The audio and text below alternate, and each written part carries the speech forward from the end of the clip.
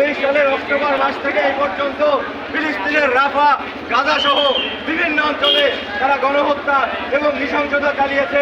হাজার হাজার মুসলিমদেরকে তারা হত্যা করেছে। হাজার হাজার মুসলিমদেরকে তারা বন্ধুত্ব বিকলাঙ্গতা বরণ করতে বাধ্য করেছে। শত শত ঘরবাড়ি এবং স্থাপনাকে ধ্বংস করেছে। প্রিয় ভাইরা, প্রিয় ভাইরা,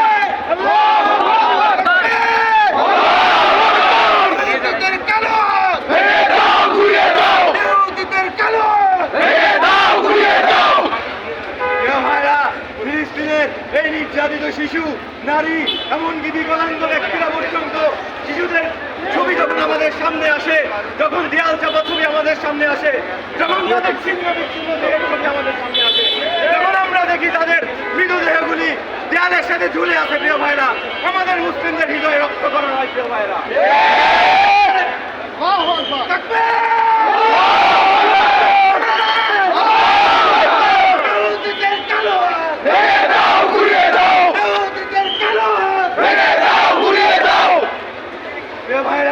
আমরা লক্ষ্য করছি তারা তাদের অত্যাচারের হার শুধুমাত্র এই গাজা এবং ফিলিস্তিনের সীমাবদ্ধ রাখে নাই।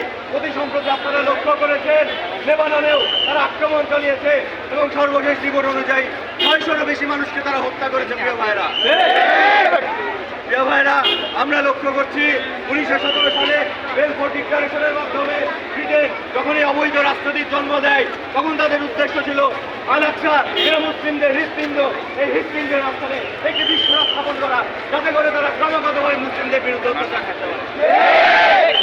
প্রিয় ভাইরা, আমরা লক্ষ্য করছি এই পশ্চিম মধ্যপ্রাচ্য শাসকেরা যখন তারা তথাকথিত মানবতার বয়ান সারা পৃথিবীতে ছড়ায়, তাদের মানবতা থাকে না।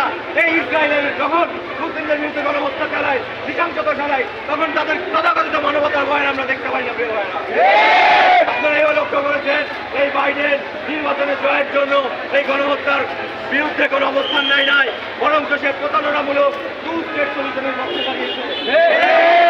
এই টু স্টেট সলিউশন হচ্ছে